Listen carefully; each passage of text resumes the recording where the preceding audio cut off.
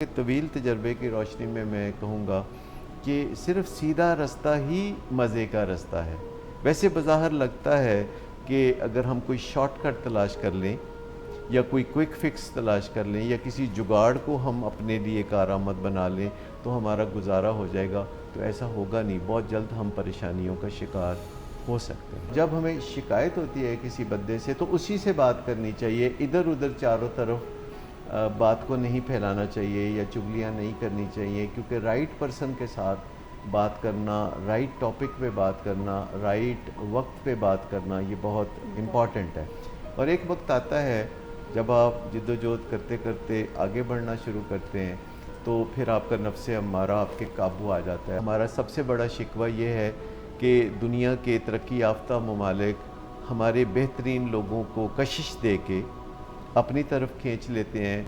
کہیں نہ کہیں ہمیں اس اصل مسئلے کی نشاندہی کرنی ہوگی جو ہمیں بے چین کرتا ہے، جو ہمیں تکلیف دیتا ہے۔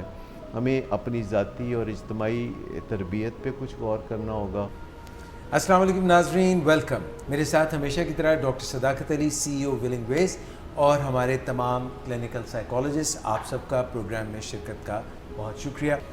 گھر ہو سر، خاندان ہو یا آرگنائزیشن ہو، جو لوگ ہمارے بہت قریب ہوتے ہیں، جن کے اوپر ہم ڈپینڈ کرتے ہیں، جن کے ساتھ مشاورت کرتے ہیں، جن کے ساتھ مل کے ہم زندگی گزارتے ہیں، کئی دفعہ عین ممکن ہے کہ ان کے ساتھ کسی بات پہ اختلاف ہو جائے۔ سب باتیں تو ملتی جلتی نہیں ہوتی، اور جب ڈس ایگریمنٹ ہوتا ہے تو کئی لوگ جو ہیں ان کو ڈس ایگریمنٹ کو ریزالو کرنا، اس کو صحیح کرنا آتا نہیں ہے، اور دل میں قدورت پال لیتے ہیں، دل میں فاصلے ہو جاتے ہیں۔ کئی دفعہ ہم بات ایسی کہہ دیتے ہیں کہ ہیٹ آف دا مومنٹ پہ جو نہیں کہنا ہوتا وہ بھی کہہ دیتے ہیں، جس کی وجہ سے بات بننے کی بجائے بگڑنے لگتی ہے۔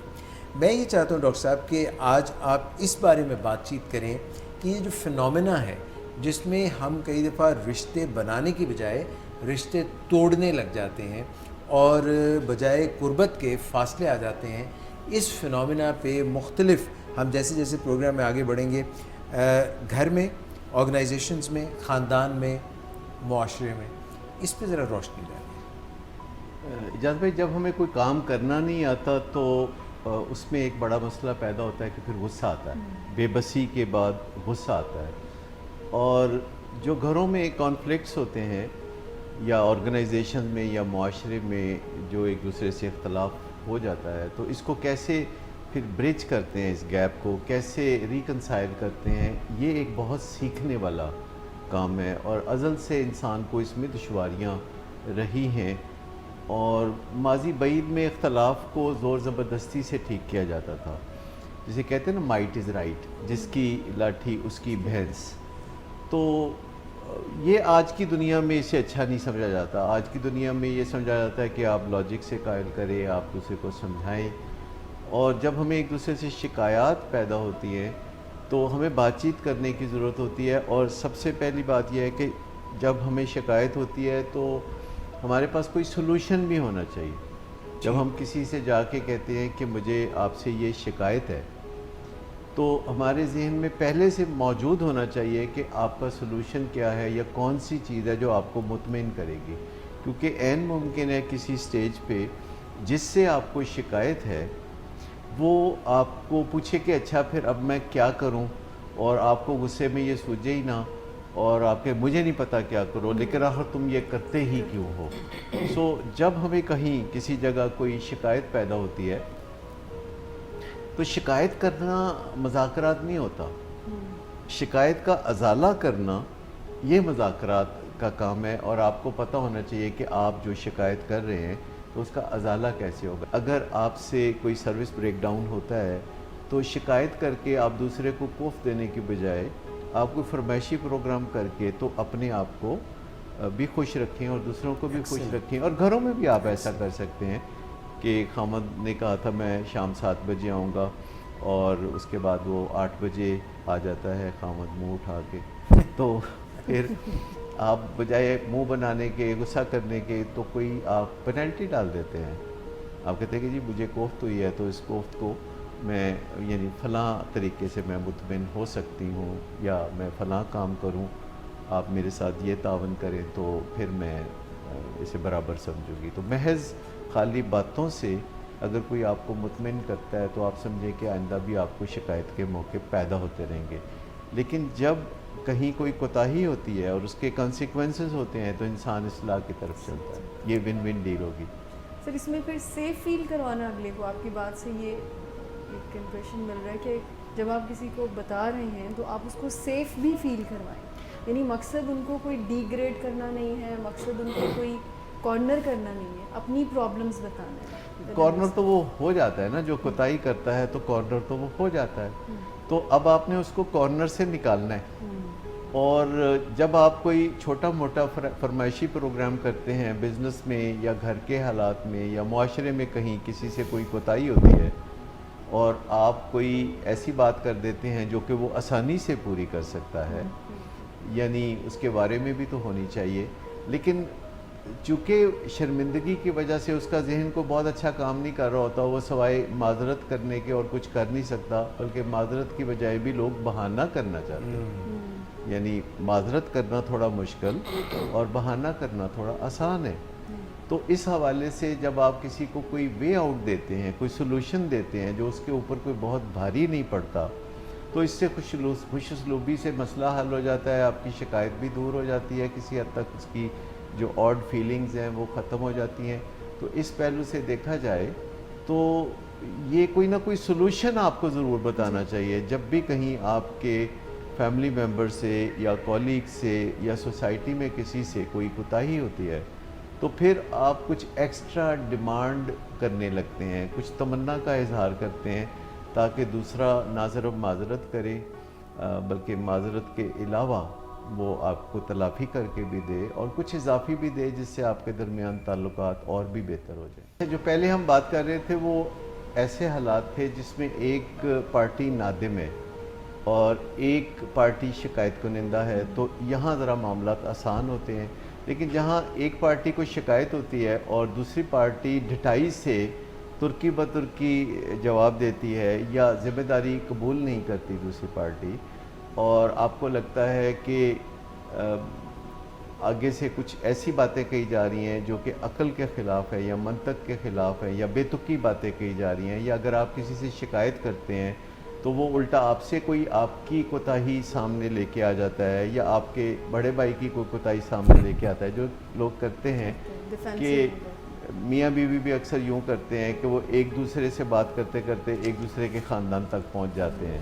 آپ نے بہت سے لوگوں کو دیکھا ہوگا کہ غصے میں آپس میں لڑ رہے ہوتے ہیں لیکن وہ پھر ایک دوسرے کے بزرگوں پہ کچھ ایسے تانے توڑنے لگتے ہیں جس سے کہ بزرگوں کی بے عزتی کا میچ پڑ جاتا ہے.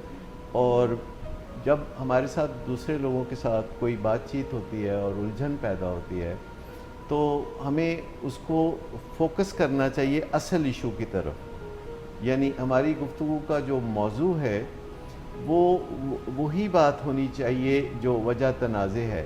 یعنی ہمارا ٹاپک ادھر ادھر بیورڈ نہیں ہونا چاہیے. اور جب ہمیں شکایت ہوتی ہے کسی بندے سے تو اسی سے بات کرنی چاہیے، ادھر ادھر چاروں طرف بات کو نہیں پھیلانا چاہیے یا چگلیاں نہیں کرنی چاہیے. کیونکہ رائٹ پرسن کے ساتھ بات کرنا، رائٹ ٹاپک پہ بات کرنا، رائٹ وقت پہ بات کرنا یہ بہت امپورٹنٹ ہے. لیکن اکثر ہم اس بندے سے بات نہیں کرتے جس سے ہمیں شکایت ہوتی ہے اور ہم قرب و جوار میں دیگر لوگوں کے ساتھ لابنگ شروع کر دیتے ہیں جو اپنے اپنے انداز میں انٹرپریٹ کرتے ہیں چیزوں کو اور اس بندے تک بات پہنچاتے ہیں جس سے ہمیں شکایت ہے، اور وہ بات پہنچاتے اس میں کچھ ایسے گمکس کرتے ہیں جس سے کہ معاملہ بہت الجھ جاتا ہے. تو ہم متعلقہ شخص سے جب بات کرتے ہیں اور صحیح موقع پہ جب بات کرتے ہیں تو ہمیں یہ بھی دیکھنا پڑے گا کہ اس کے اندر اس وقت کوئی جوش ابھی تھما ہے کہ نہیں. تو یہ جو حیوان ہوتا ہے ہمارا، ایڈکشن اس کا کھیل ہے. ہمارے اندر جو انسان ہوتا ہے اس کا ایڈکشن سے کوئی لینا دینا نہیں، اس کا صرف احتساب ہوتا ہے. لیکن جو ہمارے اندر حیوان ہوتا ہے یہ تمام قسم کی ایڈکشن اس کا من بہتا کھاجا ہے. یعنی اسے جیسے ہر وقت کھانا پینا چاہیے ہمارے اندر کے حیوان کو، اس کو شہوانی جذبات کی ضرورت ہے، وہ قاعدے قانون کا کوئی پابندی نہیں کرنا چاہتا. تو تمام ایڈکشن میں جو حد سے زیادہ رویے ہوتے ہیں ان کو ہم بہت عام دیکھتے ہیں. اور حد سے زیادہ رویے حیوان کے اس بنیاد پر ہوتے ہیں کہ ہمارے اندر حیوان ہے کون سا، کیونکہ ہمارے اندر حیوان میں تھوڑا فرق بھی ہو سکتا ہے. یعنی ہمارے اندر کسی کے اندر حیوان کے طور پر کوئی درندہ ہو سکتا ہے، یا حیوان کے طور پر کوئی مویشی ہو سکتا ہے، کوئی بکری، کوئی گھوڑا، کوئی گائے، کوئی بھینس ہو سکتی ہے. تو ہمیں دیکھنا چاہیے کہ ہمارے جو مد مقابل ہیں یا دوسرے لوگ جن سے ہمارا واسطہ ہے، تو جن کے ساتھ ہم مسلسل زندگی گزارتے ہیں گھر پہ یا کام کی جگہ پہ یا سوسائٹی میں کہیں ہمارا جو انٹریکشن ہوتا ہے، تو ہمیں اندازہ ہونا چاہیے کہ ان کے اندر کا حیوان کون سا ہے. اور جو ہی ہم اسے اپنے پرائیویٹ ذہن کے اندر یہ دیکھ لیتے ہیں کہ وہ حیوان گدھا ہے، یا وہ حیوان گھوڑا ہے، یا وہ چمپینزی ہے، یا وہ بندر ہے، تو ہمیں ایگزیکٹلی کسی نہ کسی جانور سے اس کی مماثلت رکھتے ہوئے دوسرے فریق کو سمجھنے میں بہت آسانی ہو جاتی ہے کہ جب اس کا حیوان بکھرا ہوگا تو یہ میاؤں میاؤں کرے گا یا میں کرے گا، یا یہ دھاڑے گا یا بھونکے گا. تو اگر ہمیں اپنے دل میں پتہ ہو کہ دوسرا کیا کیا کر سکتا ہے، تو یہ ایک بڑی آسانی ہو جاتی ہے اس سے ڈیل کرنے میں، کیونکہ ہمیں پریڈکٹیبلٹی سامنے آ جاتی ہے کہ دوسرا کیا کہے گا. اگر ہم دوسرے لوگوں سے انٹریکٹ کر رہے ہیں اور ہمیں پہلے ہی پتہ ہے کہ وہ کیا چاہتے ہیں یا وہ کیا کہیں گے، ہم یہ پریڈکٹ کر سکتے ہیں، اگر پیش گوئی کر سکتے ہیں کہ ان کو کون سی چیز تنگ کر رہی ہے یا یہ کیسے مطمئن ہوں گے. تو جو پریڈکٹیبلٹی ہے وہ گھریلو تعلقات میں یا کام کاج کی جگہ پہ آپ کے لیے بہت کارآمد ہوگی، اور یہ بہت بڑی صفت ہے. یہ اللہ تعالیٰ کی صفات میں سے ایک ہے. اللہ تعالیٰ نے جو اپنی خاص صفات ہیں جن میں پریڈکٹیبلٹی ایک ہے کہ اللہ جانتا ہے کہ آگے کیا ہوگا اور انسان نہیں جانتا کہ آگے کیا ہوگا، تو اللہ تعالیٰ نے اپنی ان خاص صفات میں سے جو ایک تبرک کے طور پر تھوڑی تھوڑی صفت انسانوں کو دی ہوتی ہے. یعنی تمام انسانوں میں کچھ نہ کچھ رمق جو ہے اللہ تعالیٰ کی صفات کی پائی جاتی ہیں، جو اللہ تعالیٰ نے آپ اپنے فضل سے انسانوں کو بخش رکھی ہے. اب یہ جو بہت قلیل مقدار میں اللہ کی صفات انسان میں ہوتی ہے، تو انسان چاہے تو ان کی پرورش کر سکتا ہے، ان کی نشو و نما کر سکتا ہے، ان کو بڑھا سکتا ہے، اور انسان ایسا کر بھی رہا ہے. ہمیں اپنے آپ کو پہچاننے کی ضرورت ہوتی ہے. دوسرے کو تو بہت بعد میں ہم پہچانیں گے. جب تک ہم اپنے گریبان میں جھانکنے کی صلاحیت نہیں رکھتے، جب تک ہم اپنے رویوں کو دیکھنے کی صلاحیت نہیں رکھتے، جو کہ ایک بہت بڑی صلاحیت ہے جسے میٹ کوگنیشن کہتے ہیں، کہ ہم لمحہ بلمحہ اپنے اوپر نظر رکھ سکیں اور بہت کارآمد نظر رکھ سکیں.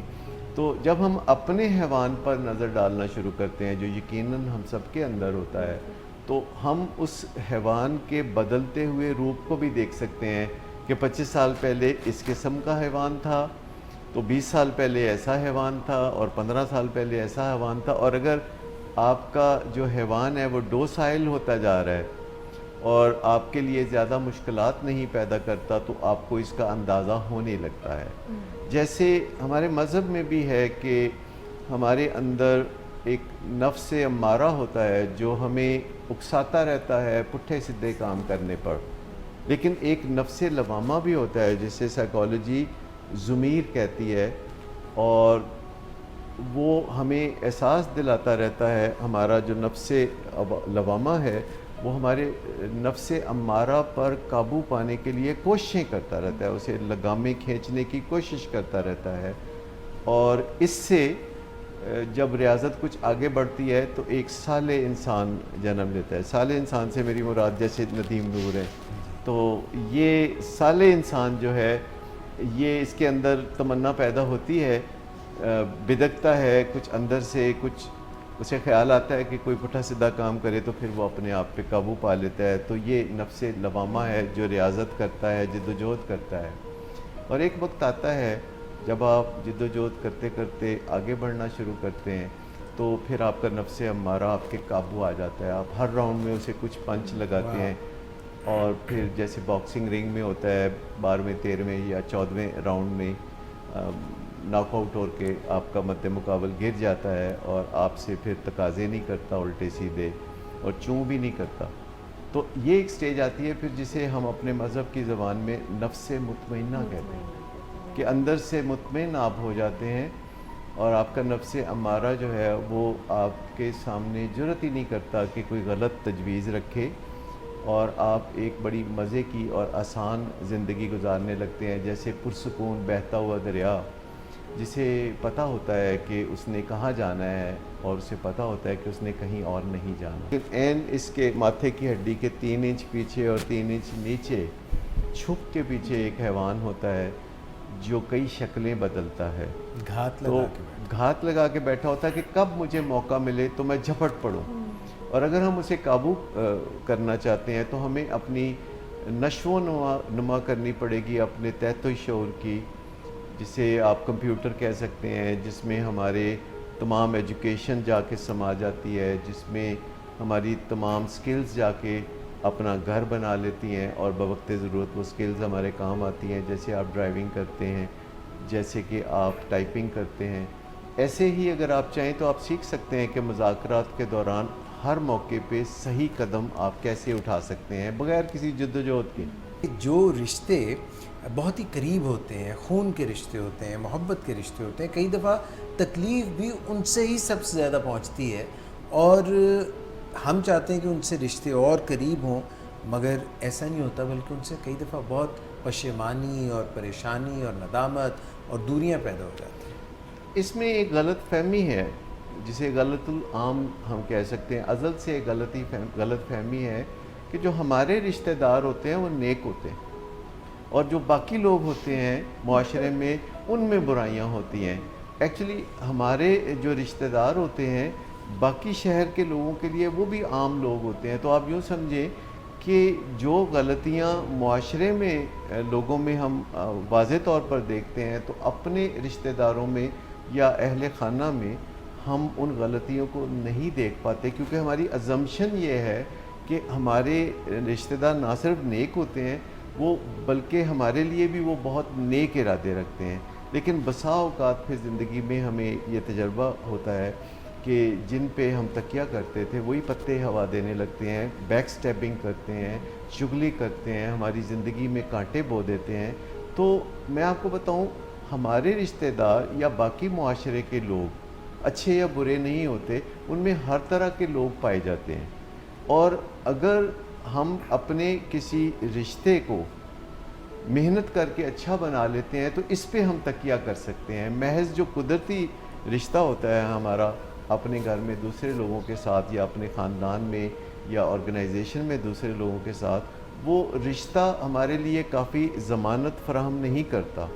ضمانت فراہم کرتی ہے ہماری اپنی کوشش۔ کئی دفعہ بات جو ہے جان لینے اور دینے تک پہنچ جاتی ہے، جیسے کہ باپ بیٹا، شوہر بیوی، فور دیٹ میٹر بہت ہی کلوز ایسوسیٹس، ماموں بھانجا، تو یہ کیا فنومینا ہے؟ دیکھیں، پہلے تو خبریں اتنی آتی نہیں تھیں، اب آپ اگر دیکھیں تو الیکٹرانک چینلز پہ ڈیلی ایسی خبریں آ رہی ہوتی ہیں کہ فیملی ممبرز کے ساتھ کتنا برا سلوک کرتے ہیں اور مرڈرز بھی ہوتے ہیں، اور سائنس میں تو یہ باتیں بہت پہلے سے دریافت ہو چکی ہیں کہ دنیا میں اجنبیوں کے ہاتھوں ہمیں اتنا خطرہ نہیں ہوتا جتنا کہ جان پہچان والے لوگوں کے ہاتھوں خطرہ ہوتا ہے، اور اس سے بھی زیادہ جن سے ہمارے قریبی رشتے ہوتے ہیں تو اس سے خطرہ ہوتا ہے۔ حتیٰ کہ دنیا میں سب سے زیادہ جو مرڈر ہوتے ہیں وہ ہسبینڈ اینڈ وائف کے درمیان ہوتے ہیں یا فیملی ممبرز کے درمیان ہوتے ہیں۔ یہ تو صرف سلیپنگ ود دی اینمی ہو گیا۔ اللہ نہ کرے، ڈپینڈ کرتا ہے کہ ہم نے اپنی زندگی کو کیسے استوار کیا ہے۔ یعنی محض اس چیز پہ ہم تکیہ نہیں کر سکتے کہ فلاں آدمی کا سٹیٹس یہ ہے تو اس سے کوئی خطرہ نہیں، یا فلاں آدمی کا ہمارے ساتھ رشتہ یہ ہے تو اس سے کوئی خطرہ نہیں۔ یہ میرٹ پر ہوتا ہے۔ اگر ہم نے اپنی زندگی کو الجھاؤ سے بچا کے رکھا ہے اور دوسروں کے لیے ہم کانٹے نہیں بیچتے اور دوسروں سے ہم کھل کے بات کرتے رہتے ہیں توقعات پر، تو پھر گلہ شکوہ زیادہ پیدا نہیں ہوتا۔ لیکن میں آپ کو بتاؤں کہ ہمیں سب سے زیادہ خطرہ پھر بھی کسی دوسرے انسان سے نہیں ہوتا، اپنے آپ سے ہوتا ہے۔ دنیا میں جتنے مرڈر ہوتے ہیں اس سے 2 گنا لوگ خودکشی کرتے ہیں، تو اس سے آپ کتنے آسانی سے یہ سوچ سکتے ہیں کہ ہمیں اس دشمن کو پہچان لینا چاہیے جو خاص طور پر ہمارے اندر موجود ہے یا ہمارے ارد گرد موجود ہے. کہ لوگ ایکسپیکٹیشنز تو بہت زیادہ پھر اپنوں سے لگاتے ہیں، اور وہ کہتے ہیں کہ اپنوں سے نہیں لگائیں گے تو کس سے لگائیں گے. تو اس میں بھی کیا کوئی ریئلسٹک اور ان ریئلسٹک ایکسپیکٹیشنز میں فرق رکھنے کی ضرورت ہے اپنوں سے؟ دیکھیے ایکسپیکٹیشنز جو چیز ہے یہ خفیہ نہیں ہونی چاہیے. اگر آپ نے کسی سے کوئی ایکسپیکٹیشن رکھی ہے تو آپ اس سے پوچھ لیں. اس سے زیادہ آسان طریقہ نہیں ہو سکتا کہ وقت آنے سے پہلے آپ پوچھ لیں کہ اگر کبھی ایسا وقت آیا اور میں آپ سے یہ ایکسپیکٹیشن رکھتا ہوں تو کیا آپ میری ایکسپیکٹیشن پوری کریں گے. تو اگر کوئی شخص کہتا ہے کہ ہاں میں پوری کروں گا تو آپ امید رکھ سکتے ہیں کہ وہ اپنے وعدے کو ایفا کریں گے. لیکن میں آپ کو بتاؤں کہ جو معاہدے ہوتے ہیں لوگوں کے درمیان، لوگ ان کے اوپر بھی پورا نہیں اترتے. آپ دیکھیے کہ میاں بیوی کے درمیان بھی ایک معاہدہ ہوتا ہے، باقی رشتوں میں کوئی معاہدہ نہیں ہوتا. ایک باپ کو ایک بیٹا ملتا ہے تو کوئی معاہدہ نہیں ہوتا کہ بیٹا تابع دار ہوگا، وہ ہمیشہ بات مانے گا. لیکن میاں بیوی کے درمیان معاہدہ ہوتا ہے کہ جو نکاح کے دن وہ ایک دوسرے سے کرتے ہیں، اور اس معاہدے میں ایک دوسرے کی خیر خواہی کرنا اور ایک دوسرے کے ادھورے پن کو مکمل کرنا اور ایک دوسرے کے ساتھ مل کے نسل انسانی کو آگے چلانا، ایک دوسرے کے ساتھ رومانوی فضا کو برقرار رکھنا، یہ سارے وعدے ہوتے ہیں. سر وہ وعدہ جو کرتے ہیں انگریز لوگ تو کرتے ہیں، وہ تو کہتے ہیں جب تک موت ہمیں جدا نہ تو کر وہی دے. تو سر وہ کوشش پھر ایک دوسرے سے شروع ہو جاتی ہے کہ جلدی جو ہے یہ واقعہ ہو ہی جائے. اچھا یہ جو معاہدے ہوتے ہیں تو آپ دیکھیے زیادہ تر معاہدے ہی عدالتوں میں پہنچتے ہیں. جو معاہدے نہیں ہوتے وہ تو باہری لوگ خجل خوار ہوتے رہتے ہیں. لیکن جو لوگ معاہدے کرتے ہیں تو وہ بعد میں بعض اوقات عدالتوں میں ان چیزوں پہ لڑتے ہوئے نظر آتے ہیں جو انہوں نے پہلے سے طے کر رکھی تھی. کیونکہ جو چیز آج ون ون لگتی ہے وہ کچھ دن گزرنے کے بعد ہو سکتا ہے وہ ون لوز ہو جائے. تو آپ کو ایک کیلیبریشن کا پروسیس بھی دوسرے انسانوں کے ساتھ رکھنا چاہیے. جیسے میاں بیوی آج رشتہ ازدواج میں وہ بندھے ہیں اور گزرتے ہوئے وقت کے ساتھ انہیں ایک دوسرے سے شکوے شکایت ہے تو وہ سالانہ ایک میٹنگ کر کے تجدید معاہدہ کر سکتے ہیں جس میں نئی صورتحال کو ڈسکس کرتے ہوئے ایک دوسرے سے تقاضا کر سکتے ہیں اور وہ ون ون ڈیل پھر ایک دفعہ نئے سرے سے بنا سکتے ہیں. اگر وہ ون ون نہیں رہی تو میں سمجھتا ہوں کہ کسی بھی معاہدے میں اپنا حصہ ڈالتے ہوئے اسے ون ون رکھنا بھی بہت امپورٹنٹ چیز ہے. سر میرا سوال یہی شکوے شکایتوں سے ریلیٹڈ ہے کہ یہاں پر over the period of time limited سے ایکسپیرینس میں ہم نے یہ چیز آبزرو کی ہے کہ لوگوں کے لیے فارگیو اور لیٹ گو کرنا بہت مشکل ہوتا ہے شکوے شکایتوں سے، اور اتنی پین میں وہ اپنی لائف گزارنا چوز کر لیتے ہیں بٹ وہ لیٹ گو نہیں کر پاتے. کہتے ہیں وہ 10 سال پہلے جو اس نے کیا تھا اس کو تو میں کبھی معاف ہی نہیں کر سکتا. تو یہ جو معاف کرنے کی بات ہم کر رہے تھے، لیٹ گو کرنے کی بات کر رہے تھے، اس میں ہمیں کیسے کوئی آسانی اگر آپ کی طرف سے ہمیں ملے کہ یہ بہت مشکل دیکھیے جو معاف کرنا ہے جسے آپ فارگیو کرنا کہہ رہے ہیں، اور جو لیٹ گو کرنا ہے وہ درگزر کرنا ہے، نظر انداز کرنا ہے. اگین میں یہ کہوں گا کہ یہ اللہ کی صفات ہے. اللہ بے نیاز ہے اور اس کو کچھ نہیں چاہیے. اور اللہ تعالیٰ جو ہے چونکہ وہ مالک ہے کائنات کا اور وہ کسی قانون کا پابند بھی نہیں ہے، پر اس کی بھی صفات ہیں جو ہم سب آپس میں دہراتے رہتے ہیں. جیسے اللہ کی ایک صفت ہے کہ وہ سننے والا ہے، یعنی دعاؤں کا سننے والا ہے. اور انسانوں میں بھی یہ صفت تھوڑی سی ہوتی ہے کہ وہ دوسروں کی سن لیتا ہے، لیکن کتنی سنتا ہے؟ جو انسان دوسروں کی بڑے غور سے سنتا ہے اور زیادہ سنتا ہے تو یہ خدائی صفت ہے جو وہ انسان اپنے اندر بڑھا رہا ہے کہ وہ دوسروں کے دکھ درد کو سنتا ہے. اور جب کوئی ہمیں آ کے کچھ کہتا ہے اور ہم ہاں کہتے ہیں تو یہ ایک بڑی اعلیٰ ظرفی کا مظاہرہ ہوتا ہے، یہ خدائی صفت کا مظاہرہ ہوتا ہے. لیکن میں آپ کو بتاؤں کہ کئی دفعہ فوری ہاں کہنا بھی ہمارے حق میں بہتر نہیں ہوتا، کیونکہ دوسرے ہم سے کچھ نہ کچھ سودے بازی کرنا چاہتے ہیں، ہیگلنگ اور ہیسلنگ کرنا چاہتے ہیں، اور جب ہم فوراً ہاں کہہ دیتے ہیں تو وہ بہت بد مزہ ہوتا ہے. مثال کے طور پر اگر آپ کسی دکاندار کے پاس گئے ہیں اور کوئی شرٹ خریدنا چاہتے ہیں اور آپ اسے کہتے ہیں کہ یہ شرٹ کتنے کی ہے، وہ کہتا ہے کہ جی یہ 2000 کی شرٹ ہے. آپ کہتے ہیں بھی میں تو 1400 روپے دوں گا، وہ کہتا ہے کر دو. اب آپ کے دل میں کیا ہوگا؟ میں اور کٹ کہہ دیتا، 1000 کہہ دیتا. اگر یہ تو اس کو تو یہ بھی کہا جاتا ہے نیگوشیٹرز ورسٹ نائٹ میئر کہ میں نے پہلی ہی بات کہی اور مان لی گئی. پتہ نہیں میں اور کہتا تو کتنا مان لیتا. اچھا میں آپ کو بتاؤں جی میرے ایک دوست ہیں سر, وہ اکثر مجھے کھانے کی دعوت دیتے ہیں, میں اکثر رد کر دیتا ہوں. اچھا اب وہ اور اشتہا سے اور پیار سے کہتے ہیں کہ نہیں نہیں یہ ہونا چاہیے ہے ندیم صاحب, تو کہتے ہیں تھوڑا سا لائٹ سا ہو جائے.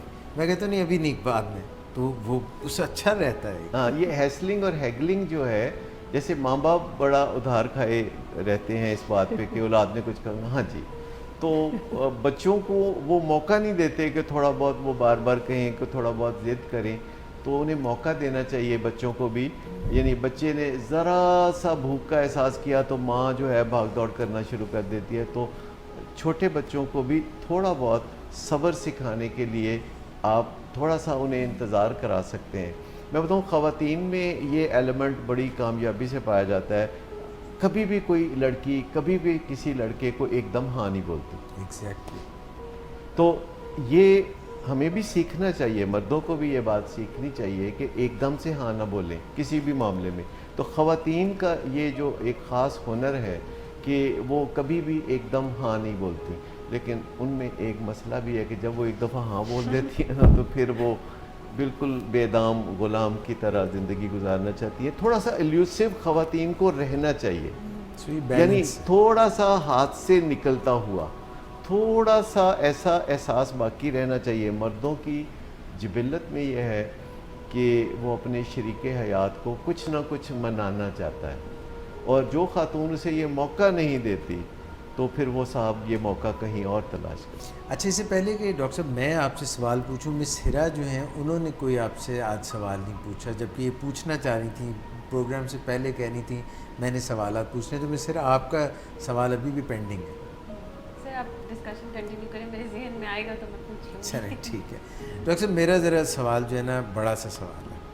بڑا اس لیے سر کہ ہم ٹیلی ویژن دیکھتے ہیں, میڈیا پہ بہت زیادہ بیشنگ ہو رہی ہوتی ہے, خاص طور پہ الیکشنز قریب آ رہے ہیں, اور کبھی کبھی میں یہ سوچنے لگتا ہوں کہ اس ٹیمنگ ملینز میں 220 ملین میں پاکستان میں کوئی اچھے لوگ بھی ہیں یا نہیں, کیونکہ جو ہمارے اچھے لیڈرز تھے, ہمارے سیلیبریٹیز تھے, ہمارے ایسے لوگ تھے جن کے اوپر وی لک اپ ٹو دیم, ساروں کے اوپر انگلیاں اٹھ رہی ہیں, سب کے متعلق کہہ رہے ہیں اس نے یہ برا کیا ہے. اب صرف فرشتے تو میں کہاں سے اس لائیں.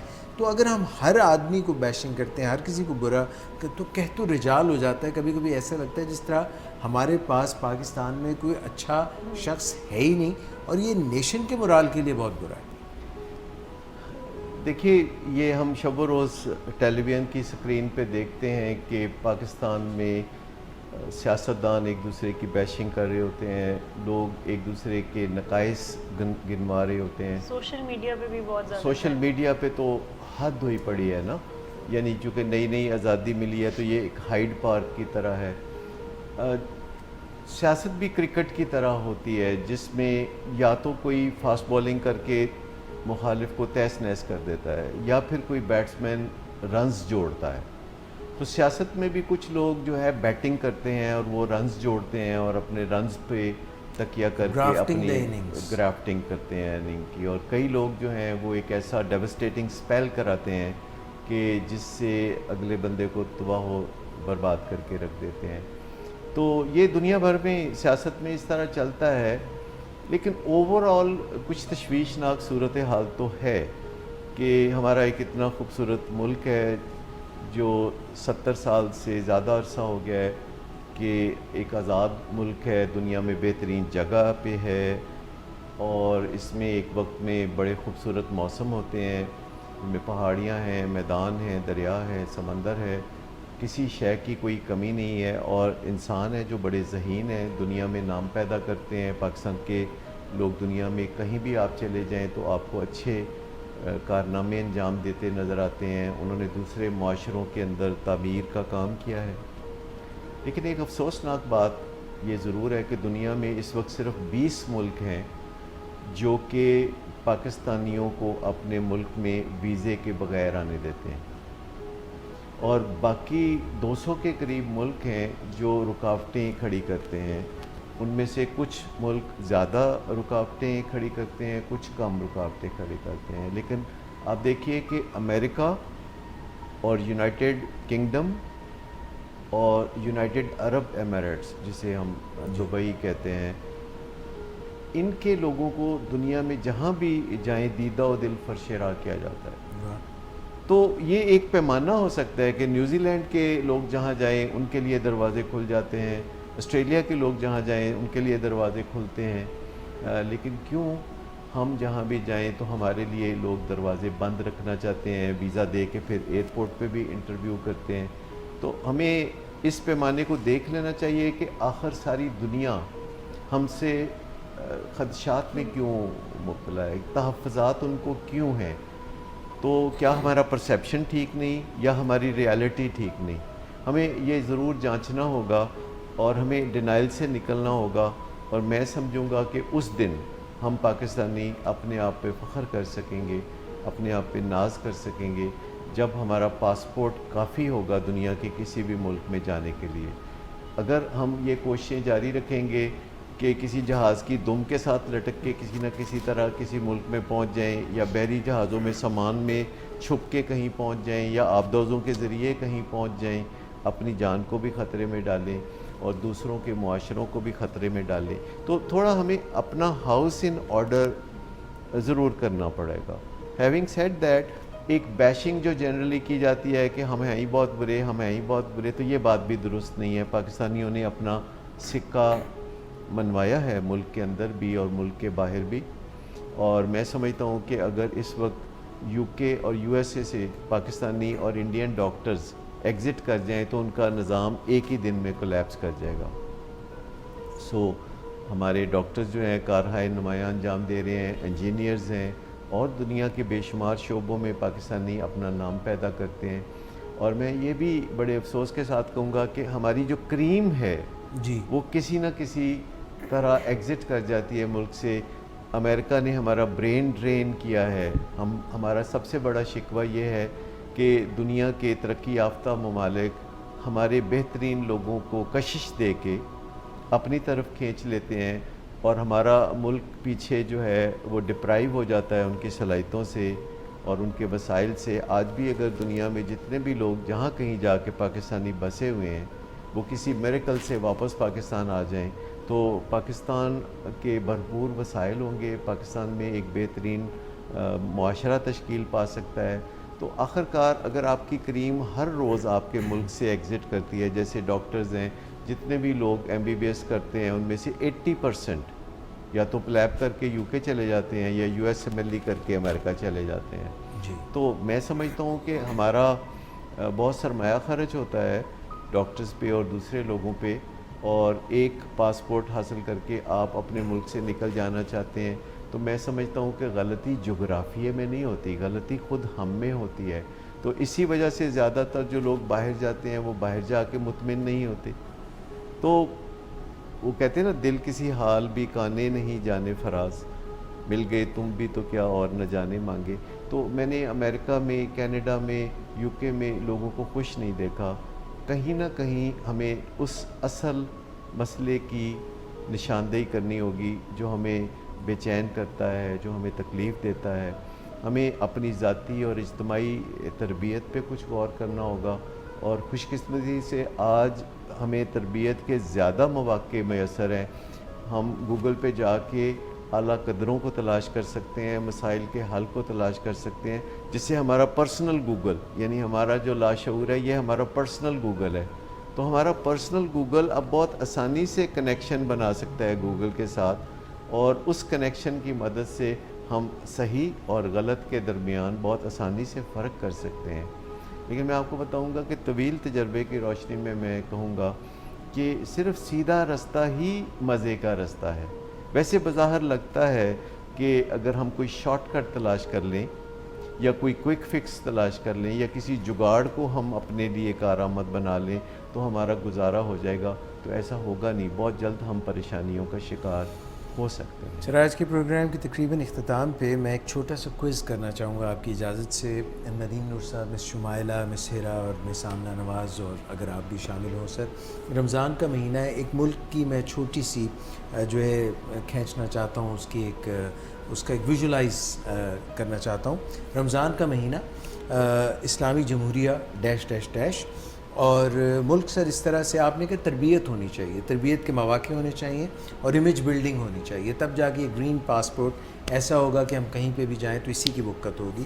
اگر کوئی ایسکیلیٹر سے اتر رہے ہیں سر, یا اگر ٹریفک کا معاملہ ہے تو ایک طرف گاڑیاں کھڑی کر لیں, ایسکیلیٹر سے اتر رہے ہیں تو سارے لوگ ایک لائن میں کھڑے ہیں اور جنہوں نے اترنا ہے وہ ساتھ سے اتر سکتے ہیں.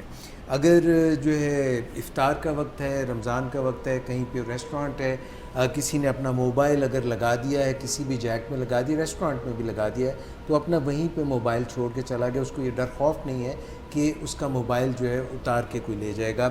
اگر جو ہے اس نے اپنی گاڑی پارک کر دی ہے, اس کو جلدی ہے, موٹر بائک پارک کر دی ہے, اس کے اگنیشن میں لگی ہوئی ہے جو ہے چابی لگی ہوئی ہے, اس نے اتارنے کی زحمت نہیں کی. اگر جو ہے کسی کا کوئی مدد کرنے کی ضرورت ہے, اگر اشارہ لال ہے اور سبز جو ہے ابھی نہیں ہوا, تو رات کا وقت ہے یا دن کا وقت ہے, وہ اپنے اتنی دیر رکے گا. اور اس طرح اگر کسی کو مدد کی ضرورت ہے, اس کا ہاتھ تھام کے آگے لے کے جانا ہے. اگر کسی کو کچھ تول کے دینا ہے تو وہ اس کو پورا تول کے دے گا. سر یہ بظاہر کون سا اسلامی جمہوریہ نظر آتا ہے جس میں رمضان میں اتنی خصوصیات ہوں؟ میں آپ سے پوچھنا چاہوں گا. دیکھیے, متحدہ عرب امارات میں ایسا ماحول دیکھنے میں آتا ہے, سعودیہ میں ماحول ایسا دیکھنے میں آتا ہے, کچھ باتوں کے حوالے سے آپ کو یونائٹڈ کنگڈم میں بھی یہی ماحول نظر آتا ہے, امریکہ میں بھی نظر آتا ہے. بدقسمتی سے اگر ایسا نظر نہیں آتا تو ہمارے گرد و نواح میں ایسا نظر نہیں آتا. سر میں یہ نقشہ جو کھینچ رہا تھا, یہ بین ہی نقشہ اسلامی جمہوریہ جاپان کا ہے. اب یہ اسلامی جمہوریہ تو نہیں ہے, معذرت میں چاہتا ہوں, مگر یہ جاپان کا نقشہ, اور یہ ان کے بچپن سے ان میں یہ چیزیں انکلکیٹ کی جاتی ہیں, بچوں میں یہ انکلکیٹ کی جاتی ہیں, اور جب وہ بڑے ہوتے ہیں تو بالکل یہ جو میں نے کوئی بات کی ایگزیجریشن نہیں کی, یہ ایسے ہی وہ اپنی زندگی گزارتے. میں آپ کو بتاؤں کہ اور سر اس کے لیے رمضان ہونا بھی لازمی نہیں, وہ 12 مہینے ایسی زندگی گزارتے. کیونکہ جاپان میں لوگوں کو جھوٹ بولنا نہیں آتا. وہاں اس معاشرے میں اتنی چیزیں ایجاد ہوئی ہیں, اتنی مہارتیں ہوئی ہیں, ابھی تک اس معاشرے میں کوئی ایسا نظام نہیں ہے کہ کوئی بندہ اگر جھوٹ بولنا سیکھنا چاہتا ہے تو اسے کوئی مدد مل. سر ان کے وزیر اعظم جو ہوتے ہیں, اگر ان کو کوئی ایسی چیز ان پہ آ جائے, دے ریزائن. دنیا میں سب سے زیادہ جس ملک کے لوگوں کے لیے دروازے کھلتے ہیں وہ جاپان ہے. جاپانی لوگوں کے لیے دنیا میں شاید ہی کوئی ملک ہو جہاں ویزے کی ضرورت ہو. یعنی 90% سے بھی زیادہ ممالک ان کے لیے دیدہ و دل فرشیرا کرتے ہیں جن کے پاس جاپانی نیشنلٹی ہوتی ہے. سو یہ ہمیں گیج بنا لینا چاہیے. خود ساختہ طور پر ہم اپنے آپ کو کتنا بھی اچھا کہتے رہیں, کتنا بھی طوطے کی طرح اپنے منہ میاں مٹھو بنتے رہیں, تو عملی طور پر دنیا میں لوگ ہم سے گھبراتے رہیں, لوگ ہم سے کتراتے رہیں, لوگ رستہ بدل لیں, تو ہمیں اس بارے میں کچھ نہ کچھ سوچنے کی تو اور ضرورت. سر شاید یہ بھی مسئلہ ہے کہ 70 سال کسی بھی قوم کے لیے ڈیولپ کرنے کے لیے مشکل ہوتے ہیں, جبکہ 1946 کی ورلڈ وار 2 کے بعد جاپان جو تھا وہ ٹوٹلی اینیلیٹ ہو گیا تھا. اس میں 2 بڑے شہروں میں دھماکے ہوئے ایٹم بام کے, اور یہ نیشن جو تھی کرپل کر گئی تھی اکنامکلی ہر طرح سے. So I think 70 years are more than enough to build I up a nation. Think وقت سے اس کا کوئی تعلق نہیں ہے, اس کا تعلق نظریاتی تبدیلی سے ہے. ویلیوز سے سر, اس کا تعلق نظریاتی تبدیلی سے ہے, زاویہ نگاہ سے اس کا تعلق ہے, اس کا تعلق روشنی سے ہے, تعلیم کی روشنی سے ہے, اس کا تعلق سائنس کی روشنی سے ہے. کیونکہ دنیا میں جتنی خوبصورتی سائنس کی وجہ سے رونما ہوئی ہے پچھلے خاص طور پر 50 سال میں, کسی اور ایک سنگل وجہ سے نہیں ہوئی. سو جو چیز کلیئرٹی کے ساتھ ہمارے سامنے ہے وہ سائنسی قدریں ہیں جو اپنے آپ کو ثابت کرتی ہیں, اور وہ آپ کے سوالوں کا بوجھ سہتی ہیں. وہ آپ کو موقع دیتی ہیں کہ اگر آپ نکتہ چینی کرنا چاہتے ہیں تو کھل کے کر سکتے ہیں, اور اگر انگلی رکھنا چاہتے ہیں کسی چیز پہ کہ وہ درست نہیں ہے تو آپ پہ کوئی قدغن نہیں ہے. تو سائنسی قدروں کو جب ہم اپنانا شروع کرتے ہیں تو ہم بہتر سمت کی طرف بڑھنا شروع ہوتے ہیں, چاہے ہم ایسٹ میں ہوں, چاہے ویسٹ میں ہوں, یا شمال میں یا جنوب میں. آپ کہیں سے بھی سچائی کی طرف سفر کریں گے تو ایک ہی جگہ پہنچیں گے. Thank you very much doctor صداقت, آپ کا سب کا بہت شکریہ. ناظرین آپ کا بھی بہت شکریہ. انشاءاللہ پھر ملاقات ہوگی. اپنا بہت خیال رکھیے گا. اللہ حافظ.